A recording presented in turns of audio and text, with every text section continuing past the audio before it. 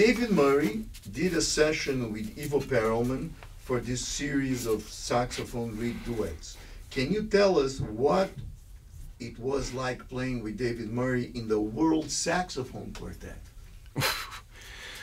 Well, to play with David Murray, who I consider my big brother, you know, and the World Saxophone Quartet in general, I mean, that's an institution in and of itself, just like a singer aspires to sing with the Temptations or the Four Tops.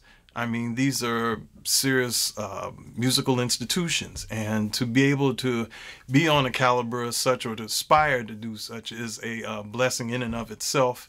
And I actually had the chance to hear them back in November of 1982. They came to town, and my saxophone teacher, Donald Washington, took me to go see them at the Detroit Institute of Arts Recital Hall. So this was right around the time the Review album came out of theirs, and they did many of the selections from that album, and I think they also did some upcoming things as well from the Stephan album that was about to come out as well. Very familiar with a good portion of their repertoire at that particular time. The second half of the performance, they started out collectively. They did like a collective improv, and then they interspersed into solo vignettes. And it ended with Blewett playing the last vignette before they came back together again and played collective musical works, and ended with a reprise of Hattie Wall, which is Blewett's theme and the theme of the World Saxophone Quartet, which incidentally today happens to be Hamiet Blewett's birthday, and I had to bring him to the studio somehow. So this is his actual neck from his old Selmer and stuff, and I had to bring Blewett in here because, you know, you wanted him to be on the flick, you understand? He had to be here. So bad motherfucker. Love Hamiet Blewett. But to get back to the meat of the matter with Mr. Murray, I've been very blessed to not only know these individuals, but to share the musical stage with them, and for them to be considering me as a musical kindred and, you know, just somebody to call upon is a great honor, and continue to, you know, to be humble every time I think about the roads and the paths that they've, you know, blazed for us. And we continue to pretty much, you know, get edified from those fruits of their labors. Cool. Very good. Excellent. Okay. What was it like playing with Ivo Perelman today? How did you first hear about him, and what was it like today? I was very interested when I saw a picture of Ivo Perelman at Roberto's old shop on 46th Street. Of course, he's still on 46th Street, but he's on, this was when he was on the opposite side. I think that was Saul Fromkin's old spot, and he just took it over. And I was very interested in the flyer that was hanging up at that particular time that had various quotes.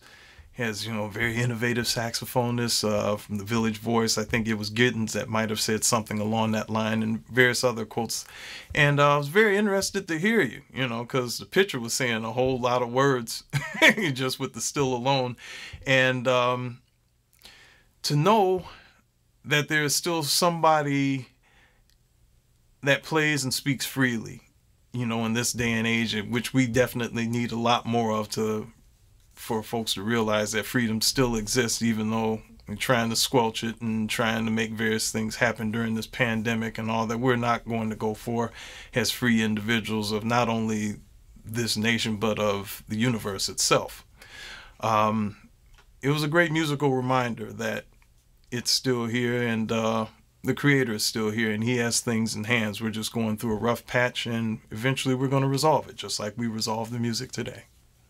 How was your meeting with Ivo Perelman musically today? Where do you think your musical universe meets with Ivo Perelman's music universe? All the more considering the fact that he is from South America.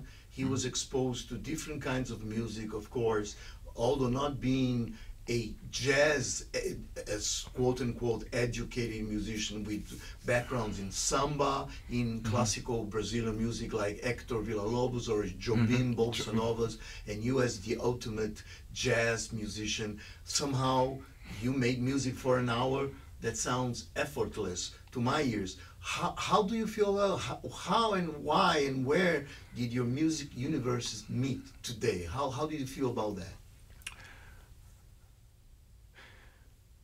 Charles Mingus once said that this music is the art of the moment, you know, and with that in mind, regardless to all barriers or labels, categories, and things that people want to put up in order for them to feel knowledgeable and in the know and have some sort of power on things, we basically, Ivo and I,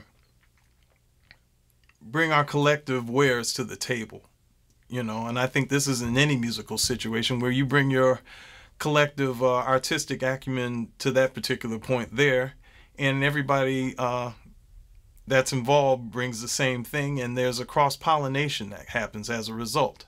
And in that cross-pollination, there's organic, or as I call them, collective freak-ons that happen, you know, or musical epiphanies, if you will.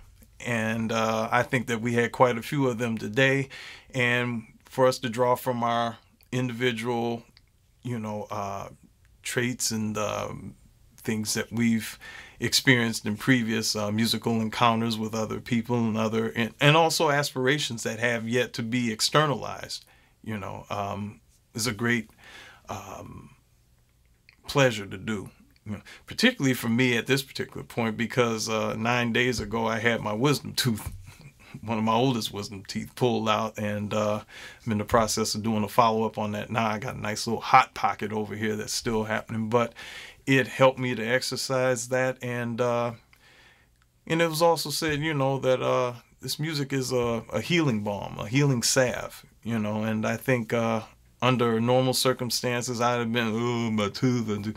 But no, the music is healing force, universe. Albert Eiler conquers all. That helps us to heal and brings us back into ourselves.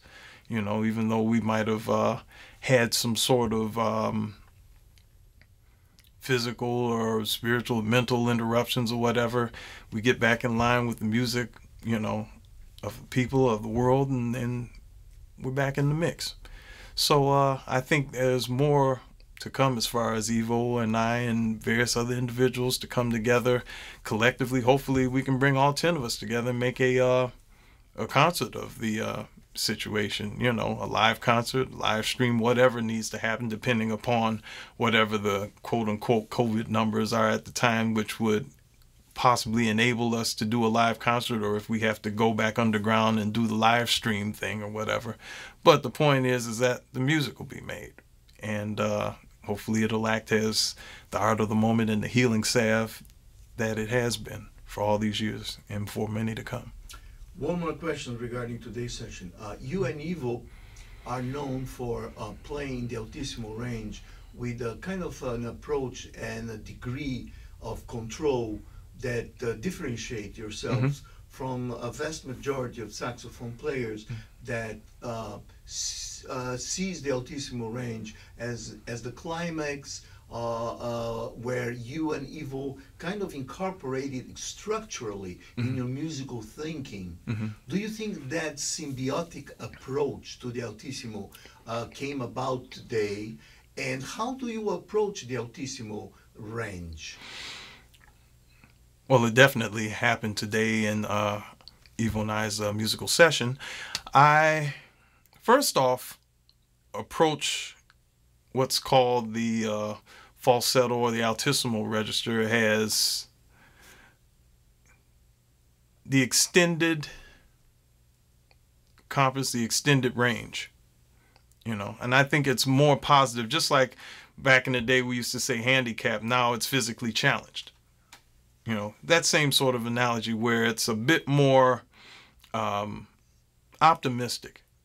You know, falsetto, I mean, the root word of that is false, like we're breaking the law by playing above what the keyed horn would dictate. You know, we're playing above fingers of high F and high F sharp and all that, you know.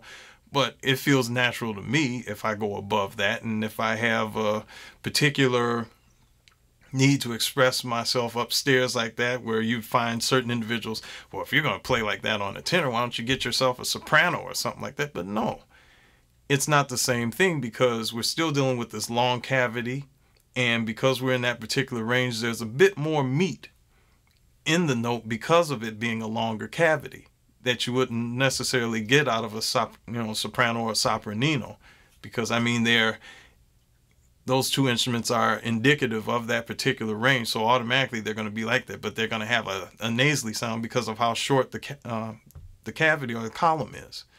But when you're playing on the tenor, baritone, and these notes have a bit more seasoning to them, you know, there's a bit more meat to the sound because of how large the cavity is in this instrument.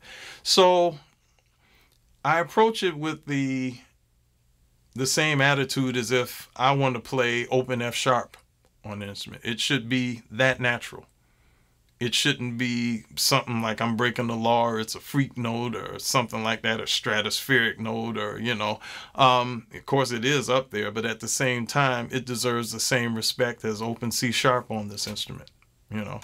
And with that in mind, you would have all of your notes to sound as if you're playing open C sharp. It should be akin to you, just as if you're playing something from low B flat to high F.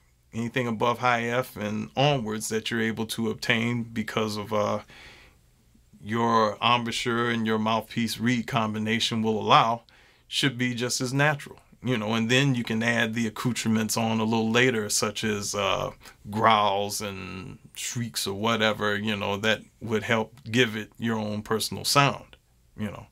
But you got to have the basis there first. And I think once you have the basis, then it extends the range of your instrument and allows you that much more expression. And as a result, you're able to reach that many more people. Cool. Excellent. Next question. What was it like to play with your cousin, Regina Carter? It's like old home week. Anytime Oregano and I get together, it's just like being back in Detroit, no matter where we are, even if we're across the pond or overseas or whatever, if we're back together, we're automatically back in Detroit, you know. And I've been very pleasured and privileged to accompany her on a couple of her albums, as well as she did with mine, like with Chasing the Gypsy. And also, I think the last thing that we did was the Caribbean Rhapsody, where we were double soloists on a composition by Mr. Roberto Sierra that he wrote for both of us, along with a string quintet.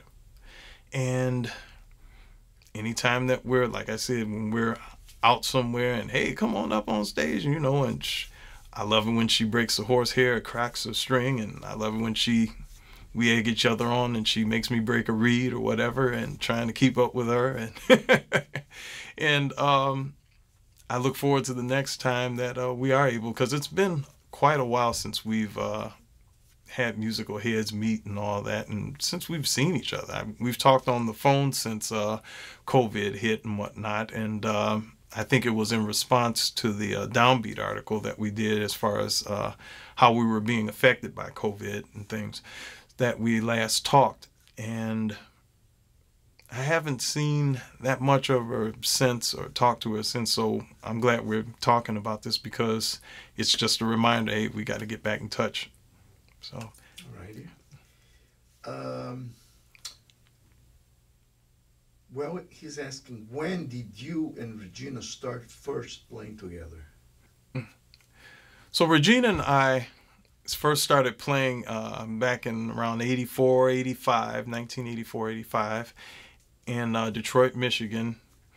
We were under the auspices of Leonard King and Strata Nova, I think it was. And I've seen her over, over the years in various other ensembles. Of course, she was one of the original founding members of Straight Ahead, which was an all-female-led group in Detroit.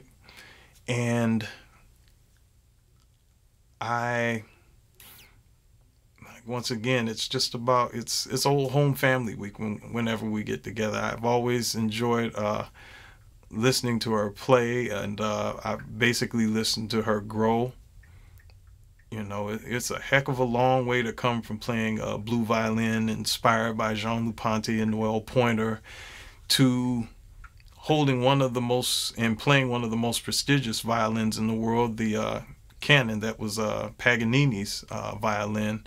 And, not too many classical people have been able to play this instrument, let alone jazz, her being the first jazz violinist to be able to get a hold of this instrument and record on it too.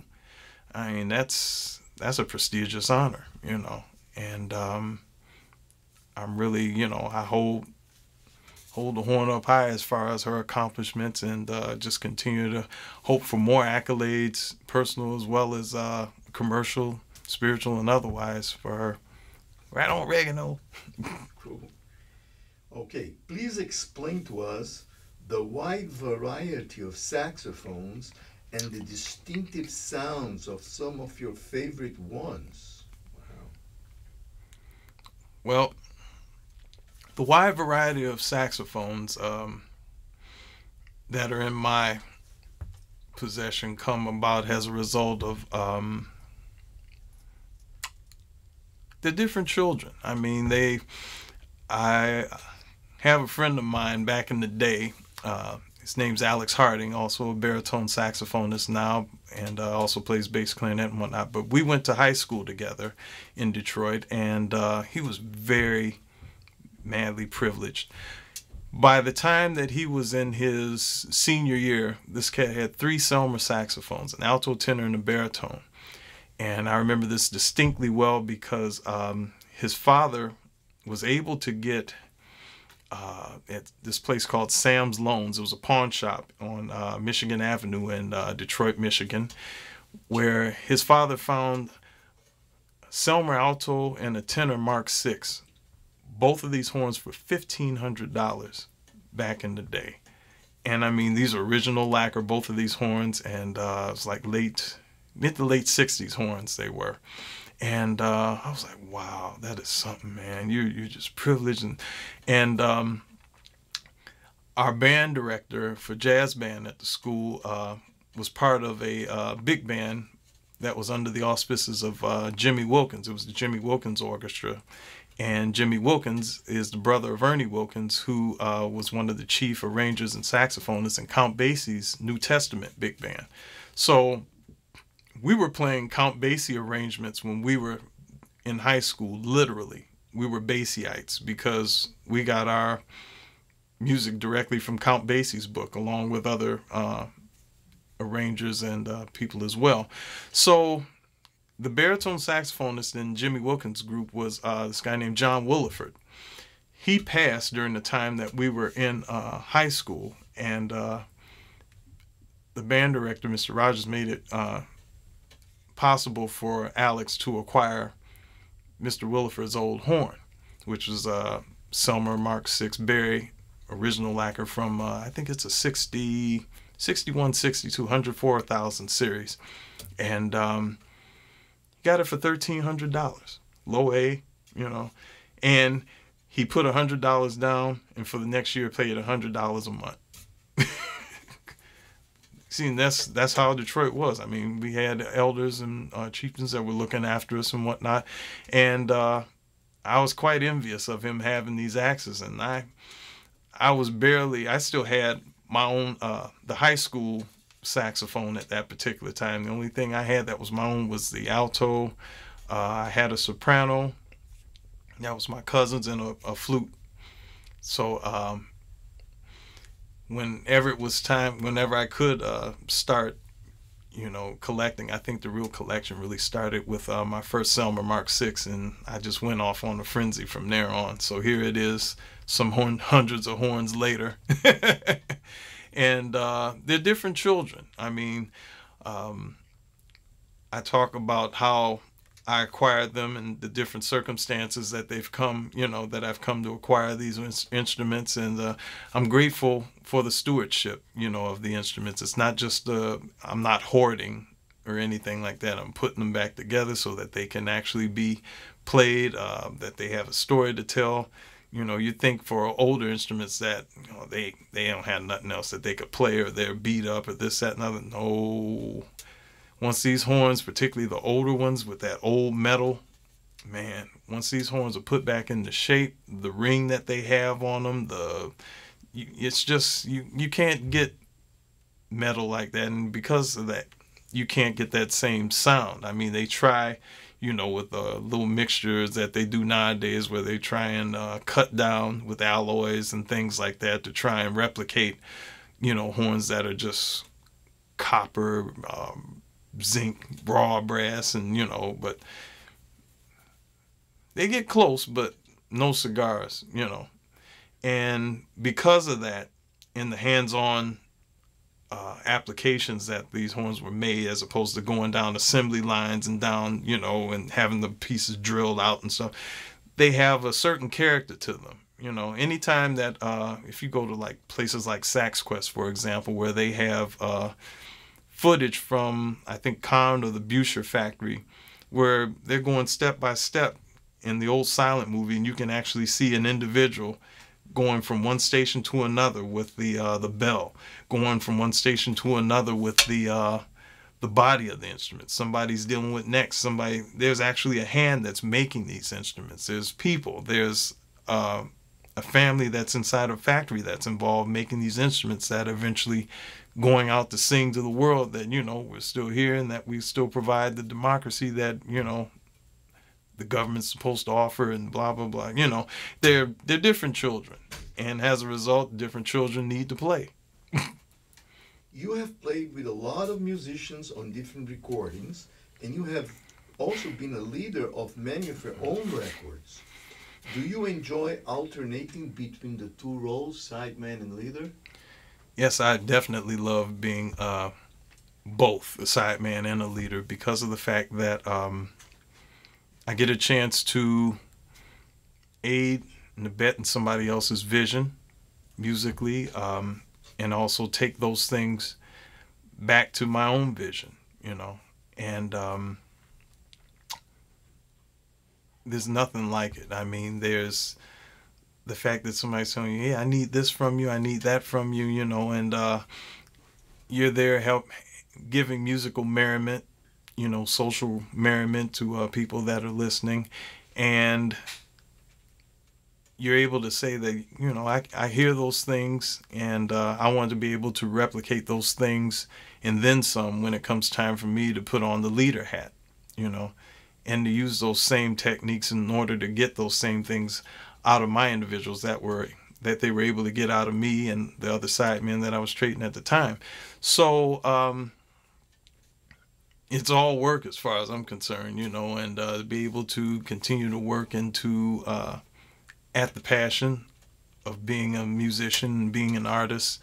I think it's a never encompassing thing. You just can't be a leader all the time. Sometimes you got to follow in order to be able to lead eventually, and continue to be reminded of that at any given time, you know. So that's why you have like all-star bands back in the day where you got all these galaxies of stars that are in, you know, sideman roles or whatever, you know, and they're bringing that acumen to the fore, and eventually they'll go back into their leadership role, and they'll remember that sideman role and say that, hey, I can get this out of that individual because they got it out of me, and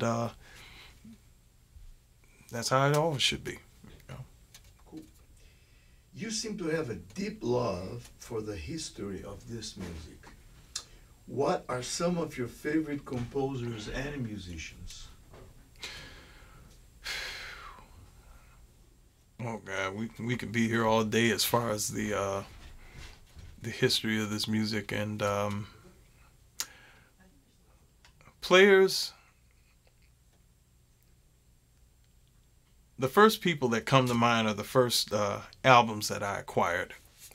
Duke Ellington 70th birthday concert. And of course with Duke Ellington, I mean, of course there's the Duke himself at the piano, and then of course the Duke ain't the Duke without his band. So there are individuals in the band. The entire saxophone section goes without saying. Tricky Sam Natton, you know, Lawrence Brown, Cat Anderson, Cootie Williams, you know, and people like Ray Nance, who's kind of like a wild card, you know, somebody that's a vocalist, showman, violinist, and a cornet and trumpet player. It's just all-encompassing, you know. So that's just from Duke's camp, just at a slight glance of what he possesses. Count Basie, I mean, that goes without saying. Basie Jam 3 was where I came in with meeting Count Basie, and that's a album that's on the Pablo label that had Basie, John Hurd on bass, Louis Belson on drums, four-horn front. Oh, Joe Pass was on guitar, so that's the rhythm section. Eddie Lockjaw Davis on tenor, Benny Carter on alto, Clark Terry on trumpet, and Al Gray on trombone. To hear this is an all-star, needless to say, an all-star band, to hear them in side roles but playing as if they're stars in their own right within the sideman role is a blessing in and of itself. I took that with me and just ran with it. I mean, particularly with Jaws, because I had never heard anybody phrasing like that before, and since I love where he's taken Hawkins's and Ben Webster's influence and literally made a road for himself, you know. And he also credits Chewberry and Don Byas as well, who I would later come to find out about and idolize, and really thank them for taking Hawk's vision and giving it a modern spin on it and whatnot. Eddie Harris, his album Playing With Myself, which doesn't mean that necessarily, but it more or less puts attention on his overdubbing, where he's playing piano, electric piano, and tenor saxophone and reed trumpet, and you know, and he's overdubbing himself, you know, and the electric saxophone in particular from him, and his phrasing, his economy, you know, and at the same time the torrent that he has when he's actually doubling and triple timing, and he's playing, you know,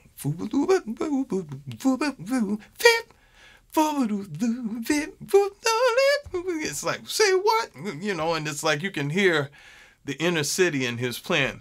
Hey mom, I want to hear you when to come around the Fogelump, you know, and you could just hear as if he was talking through his acts and whatnot, and for that to be enhanced by the electronics that he chose to employ in his career just made it that much more hip, you know.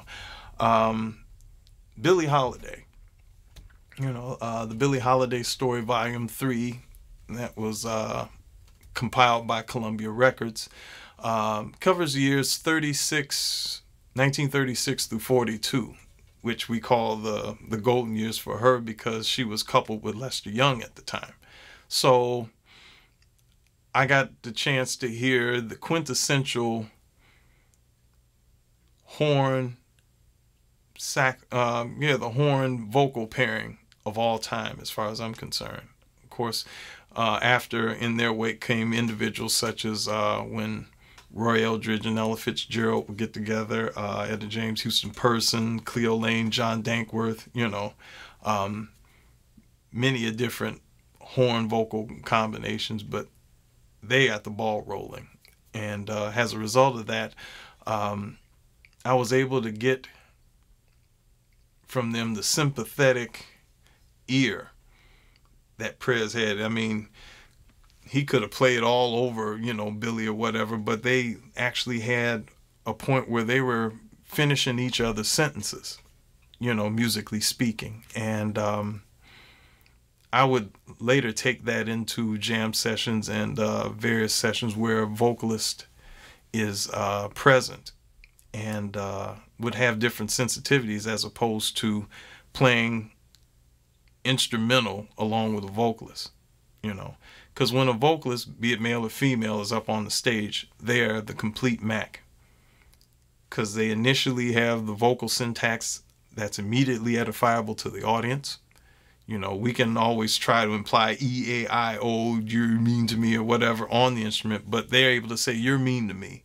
And the audience immediately gets it, where we have to imply it as best as possible.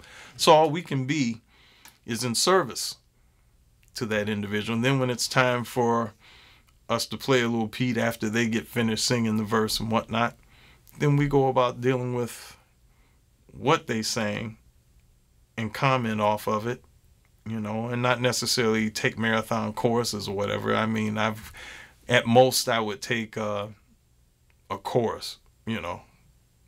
Most times it'd be like up to a half, up to the bridge or whatever, you know, and let somebody else get in.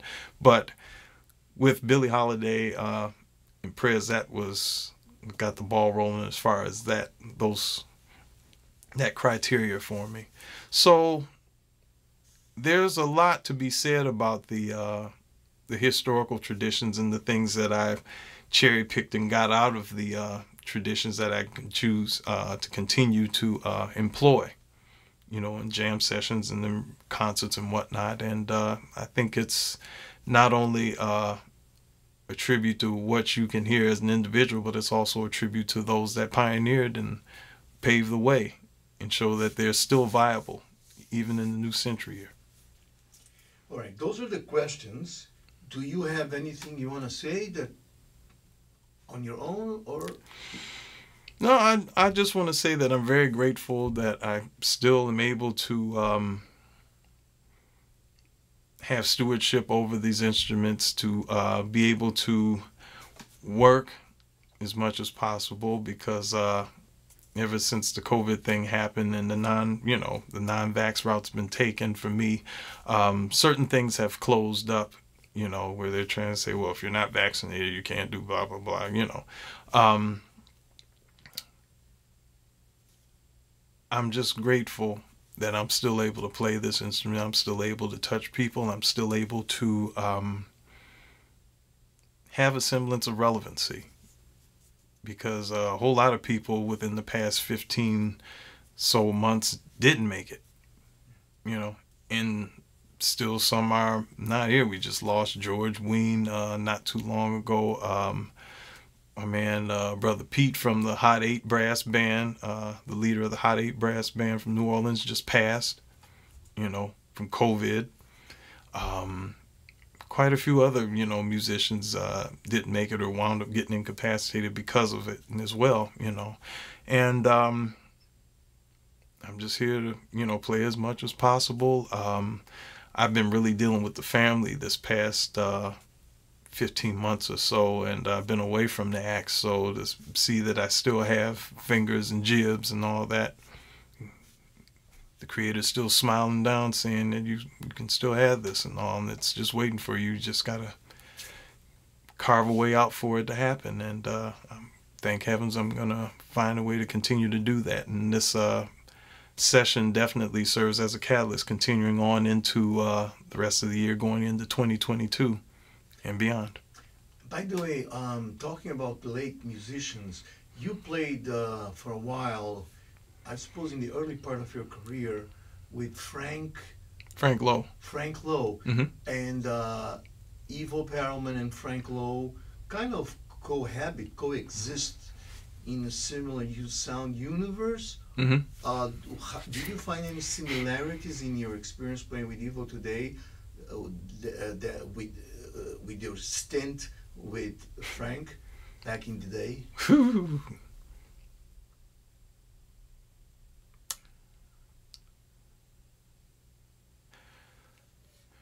Frank Lowe was a different and beautiful cat. I first found out about Frank Lowe by the way of, and once again, big shout out to National Public Radio. Our Detroit affiliate WDET had a program on back in the early 80s called Sound Projections that was hosted by Kofi Ntambu.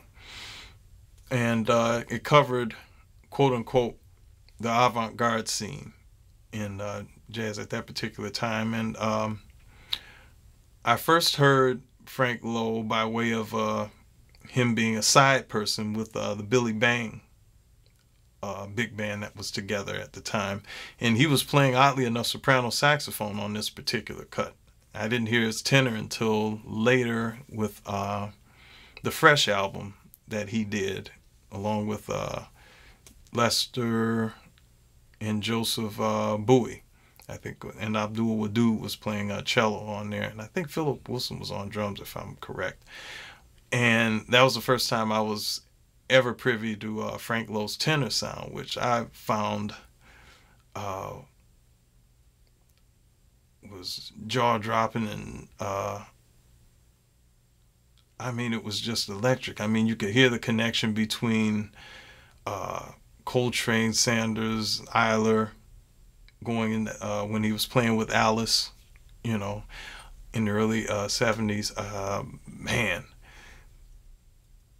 I feel that the energy between Ivo and Frank is very similar, but Frank's conviction, woo, he has a different set of urgency that has yet to be precedented or met since his existence. I love the fact that he was what I guess you would call trolling. Now you call it trolling when somebody's, you know, checking you out or whatever. But when I came to New York as a musician back in 1988, I was with Lester Bowie and what was going to be the precursor of the New York Organ Ensemble. It was Lester and I on horns, late Philip Wilson on drums, Donald Smith on piano and vocals, and Cecil McBee on bass. And we were playing at the now defunct Carlos One Club. We had a whole week there in November of that year. And I kept noticing this very slender cat that always had a sax pack on his back. You know, and for like the first 3 days, I, you know, just seeing him peep in and peep out or whatever, and then come back. And he was perfect attendance the whole time. So one day, I saw him as I was next to Lester, and I was asking, "Hey man, who's that cat over there with the you know, the tenor? He, you know, keeps coming in here or whatever, you know, with the case and all." And Lester just said, "Oh," nonchalantly, "Oh, that's Frank Lowe." I'm like, "What? That's who? Oh, snap! Oh," you know. So he came for the rest of the time that we were playing there, and he came up after the week was over with, and we talked, and it led to the beginning of the Saxensemble. He put the group together so that he and I could play along with Carlos Ward, Michael Marcus. Later on, other people such as James Spaulding, Luther Thomas, you know, were in that fourth position and all that. And man, I've love Frank Lowe to bits, man, because here's somebody that's playing out, but at the same time,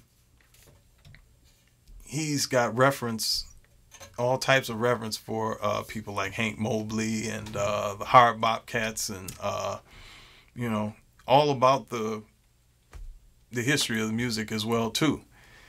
And you'd expect, you know, for somebody that's just going to the outer limits of his instrument, you know, that's all that he's thinking about, is just the outer limits of his instrument. No, man, Prez played a certain way where he was melodic. You know, you gotta just listen to it. Come on, Carter, you gotta pay attention. You know, and you know, it's that vibe that it's like it's all encompassing, but at the same time, when he goes to apply it, it's like you don't hear the correlation, but it's there. He's a part of the continuum, you know, and I think that for some individual, you just gotta go in and listen and just look for that part of the continuum that he fits himself in, and just realize that that's what it is, and continue to aspire to do the same for yourself within your own voice.